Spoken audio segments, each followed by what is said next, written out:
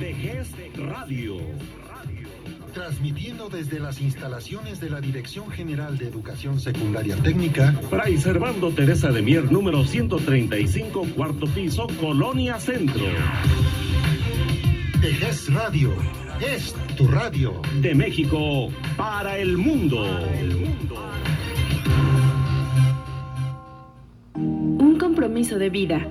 Decisiones vitales. Nosotros te informamos y tú decides. La experiencia y capacidad de profesionales de la salud que te ayudarán a encontrar tus razones de vida. Nosotros te informamos y tú decides. Decisiones vitales.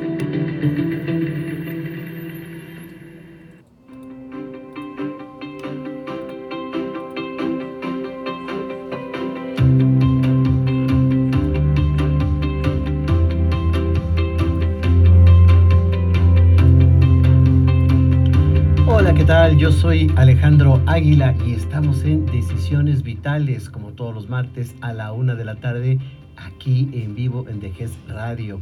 Y pues un gusto poder compartir con ustedes el día de hoy un tema que yo siento como que va calentando un poco lo que vamos a hablar todo este mes, que es el mes del amor y la amistad. Y el tema, bueno, pues habla de la soledad. ¿Es buena, es mala? Nosotros decimos que pues no es malo estar solo, hay que saber exactamente qué tipo de soledad, y para eso invitamos a un amigo especialista que más adelante se los voy a presentar. Pero como todos los martes le doy el saludo a Mariali Buenfil. ¿Cómo estamos? Hola Alejandro, muy bien, gracias. ¿Qué te parece el tema? Pues muy interesante, la verdad, ¿verdad? ¿no? Porque siempre está esta disyuntiva entre que si será bueno estar solo o mejor me busco pareja, o si estoy sin pareja estoy mal. Fíjate que en este mes la gente dice, no, yo quiero un novio por lo menos para el regalo, ¿no? Para las flores.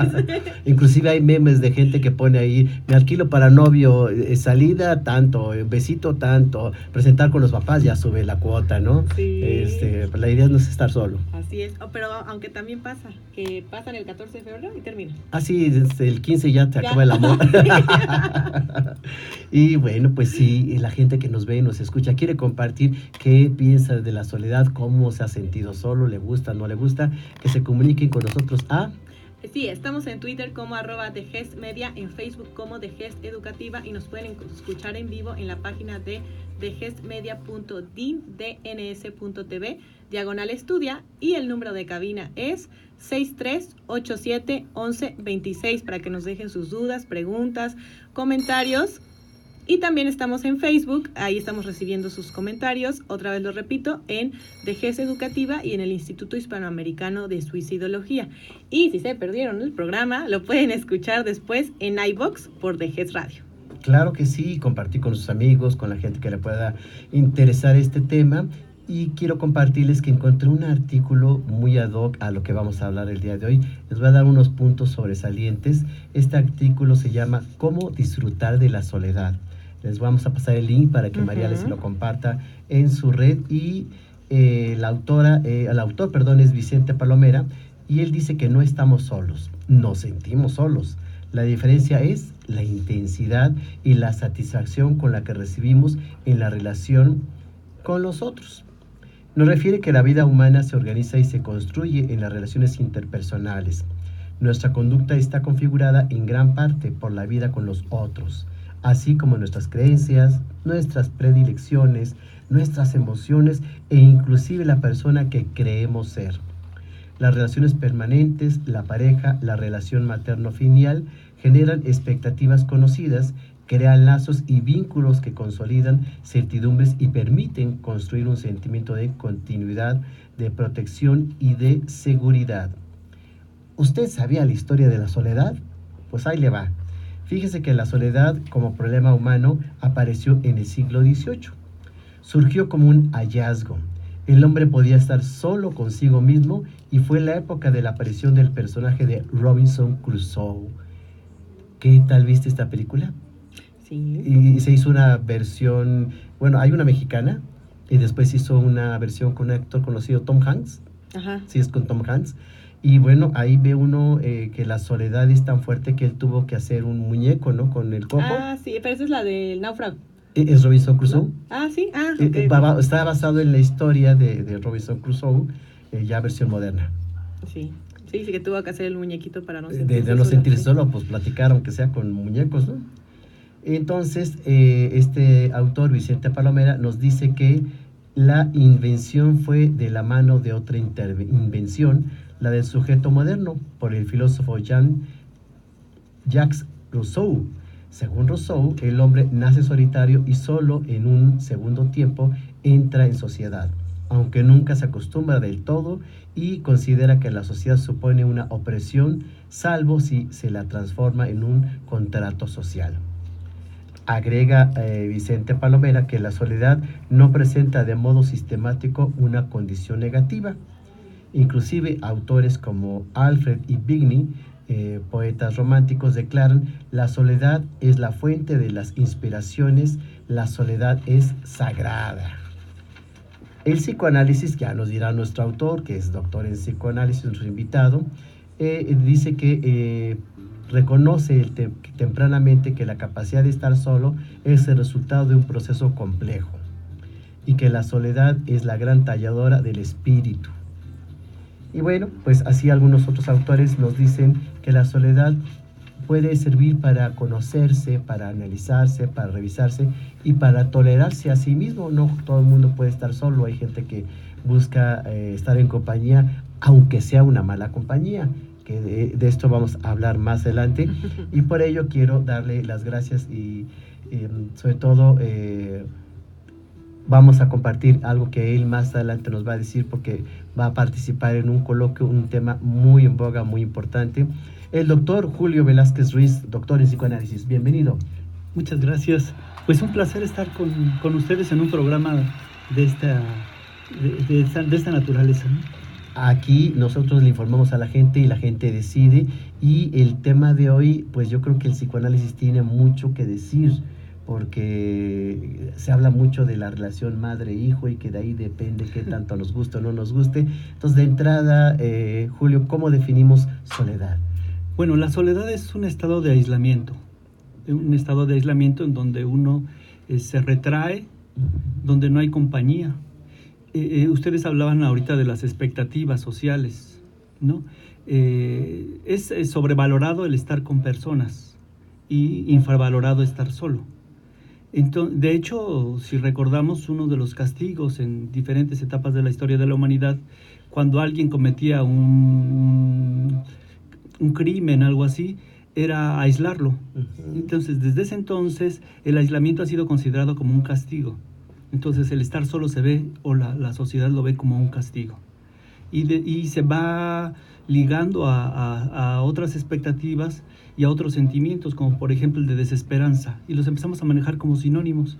Desesperanza, tristeza, abandono, desamparo. Ya los empezamos a manejar como sinónimos, cuando realmente cada uno tiene pues una especial cualidad. Claro. ¿Sí? Históricamente, bueno, el psicoanálisis parte de la idea de que somos entes sociales. No, por un lado, o sea, hay una naturaleza del hombre en donde tiende a agruparse, pero nunca fue así siempre. O sea, el niño nace de su mamá y depende mucho de ella, ¿sí? Entonces, al principio no se conciben como dos personas separadas, se conciben como una sola. Pero llega el momento en que la naturaleza también nos dice que debe de haber una distancia y que esa distancia nos va a permitir ser autosuficientes y ser independientes. Esa es una de las primeras sensaciones de soledad que tenemos nosotros. En ese momento probamos la sensación de soledad, es decir, el estar esperando la presencia de alguien que satisfaga nuestras necesidades y que no llega. Entonces empieza la ansiedad, pero al mismo tiempo empiezan a desplegarse una serie de cualidades que ya están prefabricadas en el sujeto, que despiertan. Empieza uno a moverse, a estirarse, a tener conciencia de sí mismo, y entonces vemos que entonces el estar retirado o no estar tan dependiente de otra persona también favorece el crecimiento personal. ¿Sí? Wow. Entonces, por ejemplo, los niños, ¿qué es lo que hacen? Empiezan a hacer guturizaciones, a hablar, a estirarse, a llorar, a modular los diferentes llantos para que la persona especial a la que va dirigida ese llanto sepa que ahí está él. Exacto. Pero nunca va a estar siempre para él. es la frustración del niño. Y ya metiéndonos en este clavado de psicoanálisis, a ver, tú nos dices si no divagamos mucho, por favor, Mariale. Hay un término que usamos en psicoanálisis que es la simbiosis. Ajá. Y la pregunta que yo quiero hacerte, porque es importante que la gente sepa, ¿la mamá tendría que enseñar al bebé a estar solo? Sí, y la mamá tendría que aprender a estar sola. No, pues es que no lo sueltan, hay mamás así que... Sí se dan cuenta cómo tienen uno... 80 años y pobrecito, le da frío. Sí, sí se dan cuenta cómo, por ejemplo, la dependencia, un estado de simbiosis fuera de ese ámbito de ser pequeñitos, empieza a resultar o patológico o dañino. Claro. Pero originalmente es un momento de desarrollo. De hecho, no puede haber una buena separación si no hay una buena simbiosis. Simbiosis es un amalgamamiento en donde no se distingue quién es quién. O sea, la mamá está enamorada del bebé y el bebé está enamorado de su mamá y el mundo está aparte. Ellos son su mundo. Pero, bueno, entendido ya desde el desarrollo, es la parte normal que es la parte normal. Un organismo depende del otro, es Sí. un poco la definición de simbiosis. Ahora imaginemos que este bebé llama a la mamá como naturalmente lo espera, y a veces llega la mamá y a veces no llega, a veces la mamá llega cuando no lo necesita, ¿sí? Y empieza el bebé a confundir el estar solo Sí. y el estar acompañado y la dependencia, pero ya probó el sabor de la soledad, de tal manera que sus vínculos van a ser muy parecidos a esos primeros años. Entonces, si hay angustia porque la mamá no apareció o hay poco entendimiento de lo que él necesita, esas son las parejas que van a recrear el sentimiento de soledad o el sentimiento de simbiosis o la complementariedad. Pero si la mamá no dejó solo al niño, el niño siempre va a depender, entonces esto lo va a reproducir Sí. Toda la vida, ¿no? Sí, afortunadamente la mamá tiene que ir al baño, tiene que consultar su Face, tiene que hacer la comida y no va a estar siempre. Exactamente. Pero pareciera ser que ante el menor grito, llanto, queja del bebé, la mamá que está instantáneamente resolviendo, tampoco es una mamá que permite ese tiempo de queja o de reclamo del niño, ¿no? Exactamente. En ese espacio en donde la mamá no está, el niño desarrolla la fantasía. Es decir, él entra a su mundo interno y va a imaginarse a la mamá que tiene, pero la tiene adentro. Y eso va a permitir entonces que el niño se consuele a sí mismo, que sepa que su mamá ha sido internalizada. Y ese término de internalizado o de incorporar una imagen a través de una representación es muy importante en la vivencia de soledad, porque realmente nos preguntaríamos, ¿sí estamos solos? O siempre escuchamos una serie de vocecitas o imaginamos una serie de personas, lo que nos dirían, lo que anhelamos, y decimos, a lo mejor la soledad es también un poco un mito o una representación social, pero realmente nosotros podemos estar muy acompañados estando solos. Eso también, hay gente que está con una fiesta, mucha gente y demás, pero la sensación de soledad es interna, Siempre. ¿no? Ujú. Sí, y bueno, ya anticipabas un poco con la lectura de que una cosa es el sentirse solos y otra cosa es el estar solos, ¿sí? Entonces yo creo que vamos a ir profundizando en esos dos conceptos, es importante porque uno, el estar solo, nosotros vivimos una infinidad de momentos en donde estamos solos, en donde nuestra responsabilidad somos nosotros mismos, en donde la relación que hay que cuidar es la que tenemos con nosotros mismos. En cambio, la otra de sentirse solos, como dices, puede estar uno en una fiesta rodeado de gente en el zócalo y sin embargo la sensación es de soledad, o sea, de este aislamiento. Y es un hueco que pues nos conduce, yo creo que por la especialidad que tú tienes, a estados de desesperación, de desesperanza, que sí pueden desencadenar una depresión o incluso el suicidio.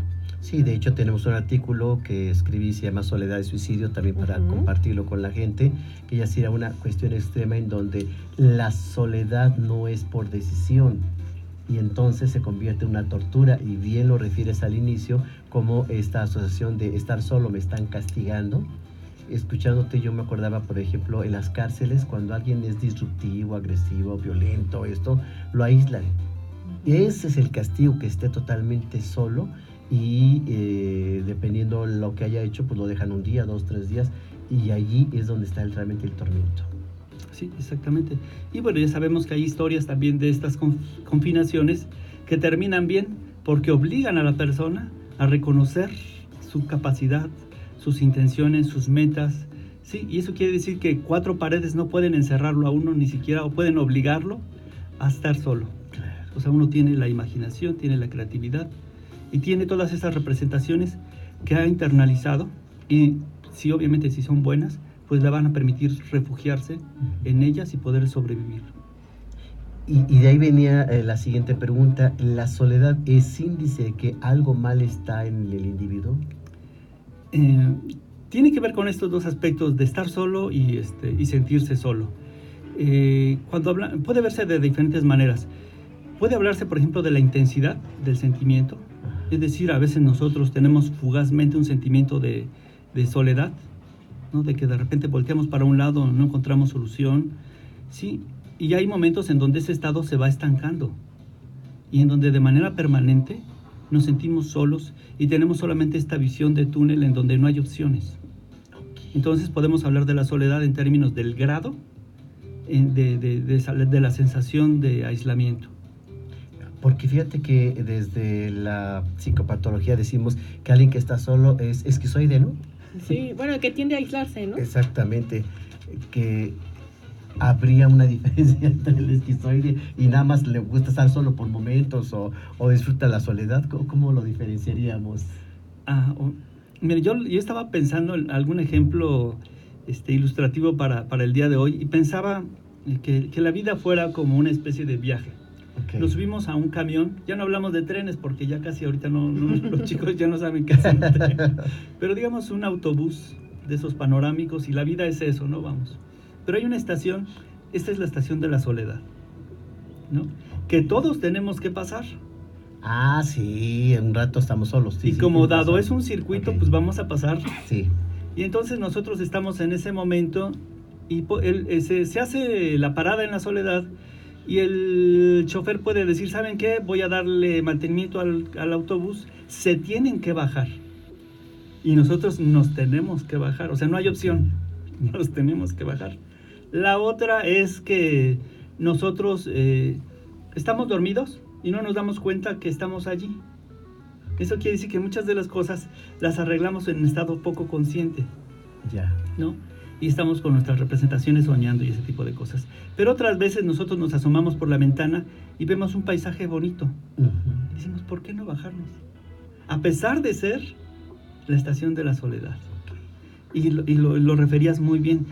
Los actos creativos, el arte, las experiencias estéticas, son experiencias en soledad. ¿Sí? Y entonces todos los artistas, toda la manera en la que recrean su mundo interno es en momentos de soledad. O sea, no nos juntamos para inspirarnos para un poema. No nos juntamos para hacer un cuadro. No, es algo interno, claro. Es algo que aparece internamente. Y por eso es importante esos estados de soledad. Ya el sentirse solo de manera prolongada o de manera disruptiva en el sentido de que no éramos solitarios y de repente en una semana cambiamos totalmente y empezamos a ser aislados. Ahí sí hay un problema y sí puede ser un indicador que hay que revisar. Porque, perdón. Aquí hay una pregunta en Facebook, nos dice adelante. Lulu Medina, saludos. Gracias, Lulu. Dice, saludos, a mí me gusta estar sola desde que mis padres fallecieron. ¿Es malo? No. A esta estación a la que les digo de la soledad se llega de muchas maneras, ¿no?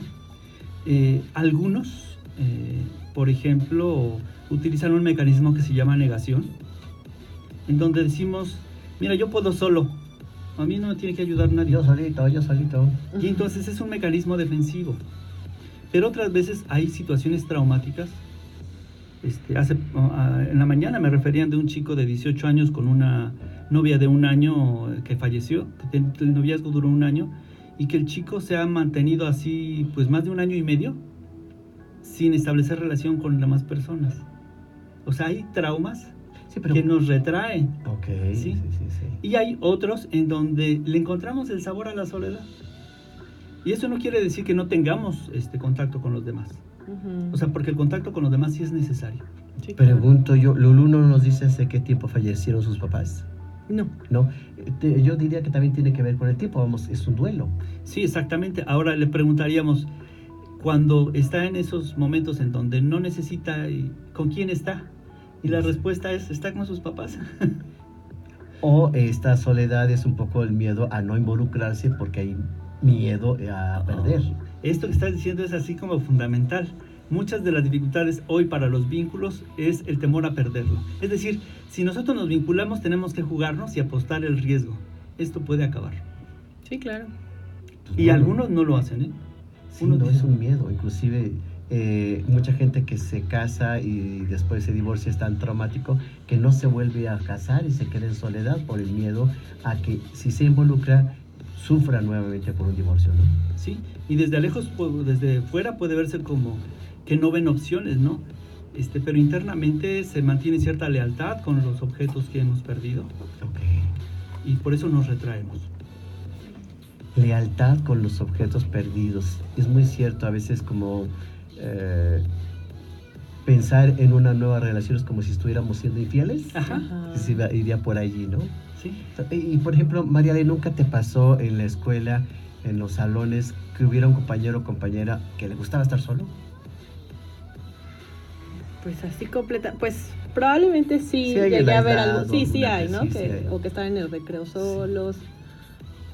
Te lo pregunto porque normalmente cuando estamos en grupos, el que se aísla es mal visto. Sí, sí es mal visto. Exacto. Y una de las como motivaciones o circunstancias que nos llevan a este lugar de soledad es la retroalimentación social. Es decir, a veces estamos solos porque no queremos vincularnos con otros, pero otras veces estamos solos porque los demás no aceptan nuestra forma de ser.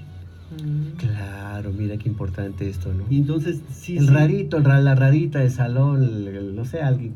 Ahora todos tendemos a lo igual. O sea, como dices, los raritos nos juntamos con los raritos, los estudiosos con los estudiosos, los relajientos con los relajientos, vamos haciendo grupos, pero todos necesitamos este grupo de filiación, Claro. porque estas personas son como espejo. Y en determinada edad, por ejemplo en la edad escolar, estos espejos nos dicen quiénes somos. Entonces nos dicen que somos buena onda, que somos vitales, que somos creativos. Ahora imagínense que todos esos espejos un día se nos desaparecen. ¿Quiénes somos nosotros? ¿Cómo nos damos cuenta exactamente? Claro. Entonces la ¿no? sensación es terrible. Es terrible. Sí, por eso también se necesita el otro. Sí, Sí, se necesita y en grados de necesidad, o sea, desesperadamente, de manera vital, o lo necesita uno para descarga, tanto de afectos positivos como de aspectos negativos.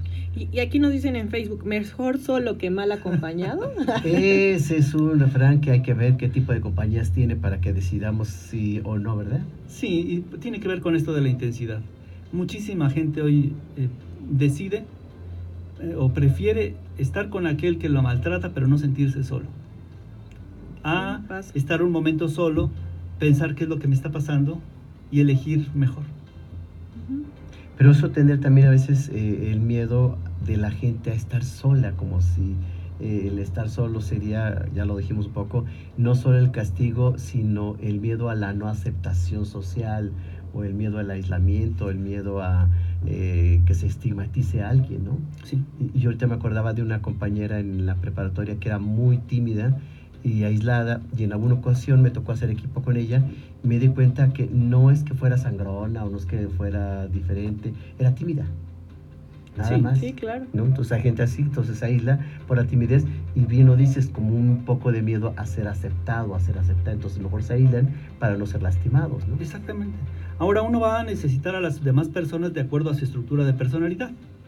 O sea, está la persona tímida, retraída, Ujú. ¿sí? Que necesita a los demás como para que la volteen a ver aún siendo retraída.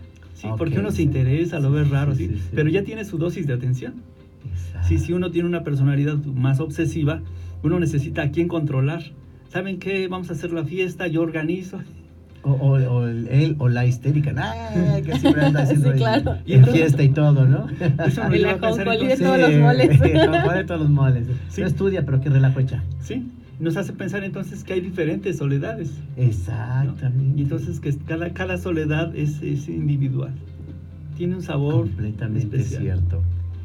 Por eso, la pregunta que quiero hacerle a nuestro invitado Julio Velázquez Ruiz, que es doctor en psicoanálisis, que regresando de este receso breve que vamos a tener, es si estar solo es algo que la gente elige o finalmente le tocó estar solo. Lo vemos regresando del receso, por favor, rapidísimo, y enseguida nos vemos.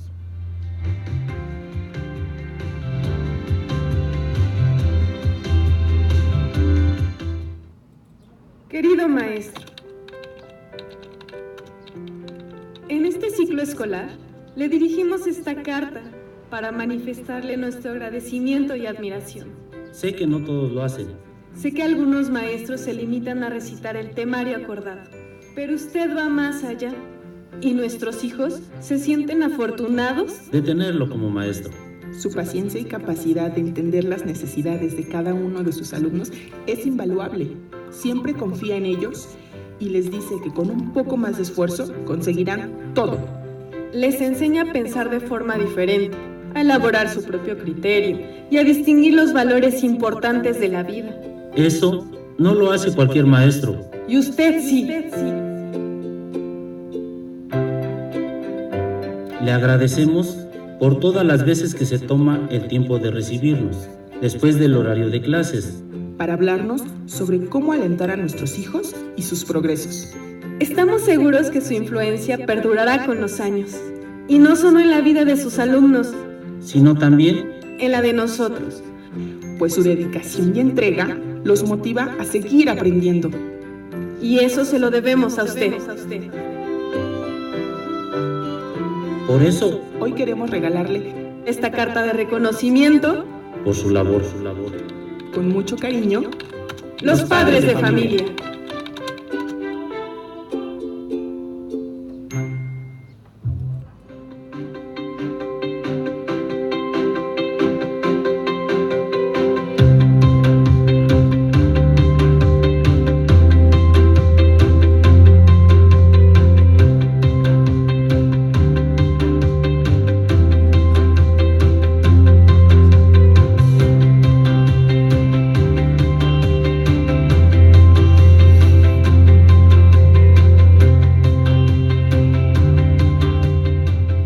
Ya estamos de regreso aquí en Decisiones Vitales. Yo soy Alejandro Águila y el día de hoy usted nos pidió este tema: ¿estar solo es malo o no? Y nuestro invitado especial, Julio Velázquez Ruiz, doctor en psicoanálisis, ya nos había adelantado esta parte de cómo desde la infancia hay una necesidad de estar en compañía, pues para sobrevivir. Es la mamá quien abastece las necesidades del bebé y de ahí depende mucho en el futuro cómo veamos la soledad, si como un premio, como un castigo, como una cuestión de vida. Va a depender mucho cómo manejemos esta forma de socializar. Y pues Mariale les va a dar los teléfonos y las redes para que se comuniquen con nosotros por si tienen alguna duda, pregunta, si ha estado solo, le gusta, no le gusta. Así es, el número de cabina es 6387-1126 para que nos llamen y nos digan sus dudas. Y también estamos en Facebook, en la página de GES Educativa y en la página del Instituto Hispanoamericano de Suicidología. Y de hecho tenemos saludos a Lulu Mora, que nos está escuchando. Saludos a Víctor Saba Martínez Moreno, que siempre nos escucha, muchas gracias. Y nos dice que muy buen tema. Y saludos a todas las secundarias técnicas que hoy nos escuchan. Claro que sí, un abrazote, un saludote para que todos los martes estén con nosotros. Muchísimas gracias por comunicarse con nosotros. Y la pregunta que le habíamos hecho antes de salir a este receso a nuestro invitado Julio Velázquez es si esta cuestión de soledad la elegimos o nos toca estar solos. Sí, no, en ocasiones la vida nos empuja a esta soledad porque nuestros grupos de filiación rechazan algo de nosotros mismos. ¿Sí? Otras veces nosotros hacemos algo para ser aislados. Es lo que te voy a decir, sí. Sí. Y otras veces, satisfechas algunas áreas de desarrollo o de relación con los demás, amigos, pareja, compañeros de trabajo, compañeros de escuela, están satisfechas, entonces decidimos nosotros que necesitamos también un espacio para nosotros mismos, en soledad. Y pensaba yo, te pregunto, ahorita aprovechando que es doctor en psicoanálisis, que adentran muy bien a la psicopatología, ¿el antisocial es agresivo sabiendo que lo van a rechazar y lo van a aislar y se va a quedar solo? Bueno, el antisocial tiene un problema que es la poca empatía social, ¿no? De hecho, lo que nos lleva a relacionarnos con nosotros es el escuchar al otro y que nos escuchen a nosotros, sí. Que reconozcan cómo nos sentimos, Cuando algún amigo reconoce cómo nos sentimos, es el primer clic Sí. para que esa amistad se consolide. En el caso de la personalidad sociopática, pues hay una sensación de vivirse solo, pero aparte de concebir a las otras personas solo como objetos sin sentimientos. No tienen esta posibilidad de retroalimentar, ¿no? Y hay algo que sabemos nosotros que es triste, que no sienten culpa. Uy, no sé si está peor. O sea, ellos pueden dañar a una persona con un comentario honesto, decir la verdad, pero esta verdad daña a la otra persona. Pero esto no siente que sus palabras o sus actitudes lastimen, ¿no? Y entonces se retrae, hay una sensación como de autosuficiencia, y los demás son solamente objetos de descarga de la agresión y de manera pues muy violenta. Sí, pero en esa actitud antisocial, el mismo grupo lo empieza a aislar, lo empieza a segregar, sí. ¿no? Sí. Y entonces decimos, bueno, ¿dónde empieza todo, no? Pues hay una parte que le corresponde a uno y otra parte que le corresponde al entorno social, que tiene todo el derecho de aceptarnos o decir que no. Ah, claro. Porque nosotros no somos moneditas de oro, ¿no? Para caerle bien a todo el mundo, ¿verdad? Sí. Y aquí la siguiente pregunta sería, ¿hay distintos tipos de soledad? Sí, digamos que hay diferentes motivos por los que estamos solos. Ok. ¿Sí? Hay uno en particular que tendríamos que trabajar quienes educamos, quienes nos dedicamos a la clínica, que es a veces el déficit en las capacidades para socializar o para relacionarnos afectivamente. Entonces esas habilidades socioafectivas no están desarrolladas. Eso quiere decir que estos niños a veces inhibidos, no es que estén solos porque quieran o por opción, sino que algo en su constitución original, en las relaciones originales, no le permitió desarrollar todo su potencial. Entonces eso es un tipo de soledad, que afortunadamente sabemos que al ser habilidades y al tener el chip nosotros como seres humanos, puede ejercerse un tratamiento o estar en determinadas situaciones en donde estas habilidades se desarrollen, porque hay posibilidad. Sí, claro, porque puede ser muy frustrante, ¿no? Que este niño sí quiera acercarse a los demás y no sepa cómo. No tenga estas habilidades sociales, ¿no? Sí. Mencionabas hace un momento en el corte también que en el caso de la adolescencia las emociones son de manera muy intensa. Sí. Entonces la soledad se vive realmente como una muerte individual, donde nadie nos comprende, donde el mundo en que nacimos no es el que nos tocaba, y realmente se vive así como alguna vez se dice, no, yo soy adoptado en este mundo, en esta familia. No quepo en este mundo, yo a veces aquí escucho eso. Se vive esto, o sea, yo no soy de este mundo, porque salgo a la calle, veo cosas donde no encajo.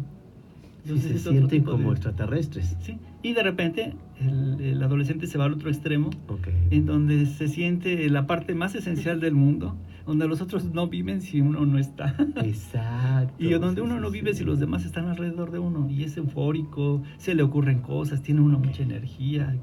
Y es así de extremo es el adolescente. Ah, pues qué bueno que la aclaras. Si tú eres adolescente, nos ves o nos escuchas y de repente te gusta estar en grupo y de repente te gusta estar solo, es normal, es parte de... Escuchándote esto ahorita se me ocurre algo.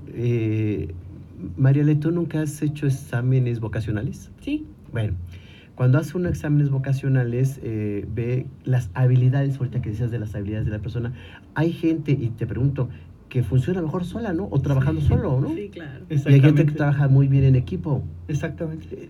¿Tiene que ver con la personalidad, habilidades o patología? No, son cualidades de la personalidad.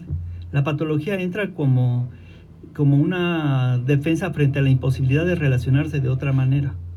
Sí, ese es un poco el problema desadaptativo de la soledad en este caso, ¿no? Nosotros tenemos como varias áreas de desarrollo, o sea, por nacer como seres humanos. Uno, pues nacemos en una familia, entonces deben de ser importantes las relaciones con esa familia. Sí. Malas o buenas son relaciones y son referentes para uno. Si en determinado momento no las toleramos, ni ellos a nosotros, pero hay una relación allí. Los otros, que es la familia que elegimos, son los cuates. Ah, claro, sí. Es donde ya va orientado cierta cualidad y decimos... Pero para que ellos sean los buenos, igual que nosotros somos los buenos, necesita haber malos.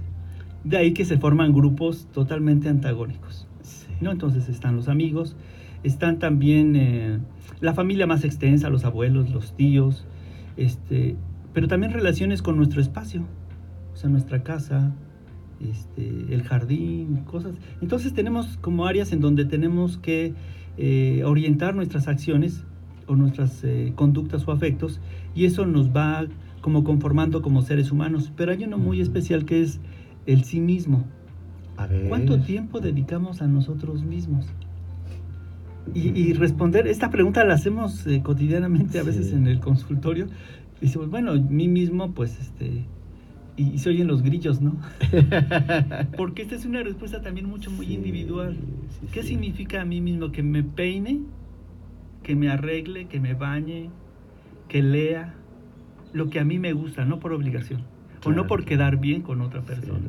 Entonces es un espacio súper fundamental. Cuando no nos hacemos responsables de ese espacio de nosotros mismos, le echamos la culpa, o nos orientamos, o nos vaciamos en los demás, haciendo lo que los demás esperan que nosotros hagamos. Y no lo que queremos. Y no lo que queremos. Y de hecho aquí nos dicen en Facebook, Joy García nos dice, yo digo que estar solo te ayuda a autoconocerte más y crecer como ser humano. Exactamente. Totalmente de acuerdo, gracias Joy. Sí. Y nos manda saludos Alfredo Suárez, dice saludos Julio y a la mesa, un tema por demás interesante. Gracias Alfredo. Pues efectivamente escucharte a ti mismo, estar contigo mismo, abastecer estas necesidades, también es una forma de amarse, de quererse. Sí, ¿cómo vamos a amar lo que no conocemos? Exacto. Pero inclusive hay un ejercicio que hacen los adolescentes muy padre, que es el simple hecho de verse al espejo. ¿Cuánto dura una persona viéndose al espejo? El adolescente más. Mucho tiempo. Más, ahora te voy a decir, sí, secreto, si te sale granito, bueno, estás ahí luchando para que se destruya ese granito. Sí hay una necesidad de verse, ¿no? Sí, entonces ese es un momento de sí mismo. Okay. Uno al tocarse, al verse, empieza a conformar la imagen que tiene de sí mismo. Correcto. A veces le gusta a uno y a veces no le gusta. Pues sí. Pero pues tiene la posibilidad, si hay algo que no me gusta, me lo voy a arreglar.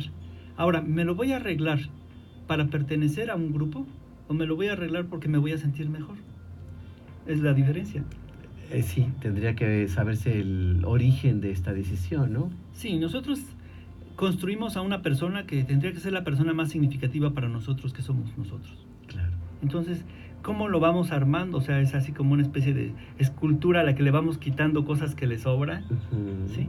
O una pintura que le vamos poniendo cosas que le faltan. Pero lo que sí es que debería de aparecer en nuestra mente siempre el eslogan de hombres y mujeres trabajando. Ok. Porque estamos trabajando en la obra más importante. Claro. Y eso muchas veces se hace en soledad. Resumiríamos, Julio, que todo mundo requerimos cierta dosis de soledad. Sí. Y que la dosis es, como en cualquier medicamento, tiene que depender del peso, de la estatura, de las cualidades, de las actividades de las personas. Sí. No es para todos la misma cantidad. Pues súmale peso, talla, edad, de complexión, signo zodiacal. Todo, exactamente, ¿no? todo tendría que ver. Y esa es la dosis exacta. Pero tenemos que irlo probando, porque no es algo que podemos encontrar en una tabla de medicamentos que digan, te toca tanto de soledad. No, lo vamos sintiendo. Ok, está bueno. Yo también creo que como respetar la soledad del otro. Yo tengo un paciente adolescente que le gusta estar solo, ¿no? Y muchas veces sus familiares es como, ¿y por qué no hablas? ¿Y por qué no hablas? Ay, no, es que los papás a fuerzas quieren que hablen. No habla, el adolescente no habla. O sea, también como darle chance, ¿no? O sea, no tiene por qué hablar a fuerza. Y ahorita se me ocurre, para la gente que nos ve y nos escuche, que se haga más interesante este tema, que lo es. Les quiero preguntar, como a manera de dinámica, Marial y Julio, ¿qué hacen ustedes cuando están solos? Nosotros. Yo ahorita les voy a decir lo que yo hago. Bueno, en el caso mío, pues me gusta la lectura, me gusta la escultura, me gusta la pintura, me gustan las plantas. Aunque son buena compañía, se hace en soledad también. Claro, sí. La jardinería, bueno, a mí me gusta jardinería, es muy enriquecedor. Mariale, ¿tú qué haces sola? A mí me gusta nadar. Ay, qué rico. Ajá, es como un gran espacio para estar conmigo misma. Sí. Soy muy cinéfila, entonces sí me gusta mucho ver películas. ¿Sola? Sí, sola. Ok, mira, interesante. Y lectura también. También. ¿Y tú? Yo, cuando estoy solo, duermo. Soy Es tu bien momento de dormilón. descanso. Sí, a mí me da mucha risa la gente que no puede dormir porque yo me duermo hasta parado. Yo no sé si sea el cansancio o lo que sea, pero bueno, aparte de dormir, sí también me gusta mucho leer, me gusta mucho escuchar música. También yo escribo mucho también, entonces es un momento, bien lo decías anteriormente, que necesita uno como tener ese momento íntimo de privacidad para dejar aflorar lo que está teniendo que salir a través de algo que pues presumo yo sublimatorio, pero lo hacen mucho los poetas, los artistas, los escritores, los que hacen canciones, sacan algo que tiene necesidad de manifestarse a través del arte, ¿no? Sí, fíjate que es algo muy curioso. Los bebés duermen mucho. Ay, no, sí, es que es riquísimo. Cuando uno duerme mucho, dicen, ay, es como un bebé. No, pero el bebé necesita para recuperarse, ¿no? Bueno, Sí, el asunto sabe que, por ejemplo, el cerebro del bebé recibe un chorro de impresiones que desconoce. Sí. O sea, ruidos extraños que nunca ha oído, sensaciones raras y cosas así. Entonces necesita un tiempo para digerir Sí. todo lo que le viene del mundo. En el caso del artista, como es muy sensible a lo que sucede en el mundo, también necesita un espacio, y a veces dormir es uno de ellos, sí, para poder digerir y convertir eso en un acto creador. Inclusive estaba yo estudiando anoche para el programa del día de hoy, algunos neurólogos dicen que estar solo, Mariale, también ayuda a ciertas neuronas y conexiones neuronales a terminar. Mira qué interesante. ¿Sí? Y realmente cuando estamos demasiado acompañados o demasiado contaminados, no nos damos cuenta de que todo es ruido y que tenemos una contaminación visual, auditiva, de sensopercepción. Es decir, todo el tiempo estamos recibiendo estímulos y no nos damos más cuenta. aquí en la ciudad, ¿no? Oh, Con sí. tanto tráfico, tanta gente, sí. Exacto. Por eso la meditación, la soledad, estar ahí tranquilo, purifica, como que limpia, ¿no? Sí, son como filtros. Exacto. Filtros de todo lo que nos llega y elegimos, ahí sí elegimos, de qué queremos alimentarlos y de qué no. Exacto. Y tendríamos otra pregunta. ¿Cuál sería lo bueno desde el punto de vista personal el estar solo? Que la gente no le tenga miedo a estar solo. Ajá. Pues uno es reconocer cuáles son nuestros verdaderos intereses.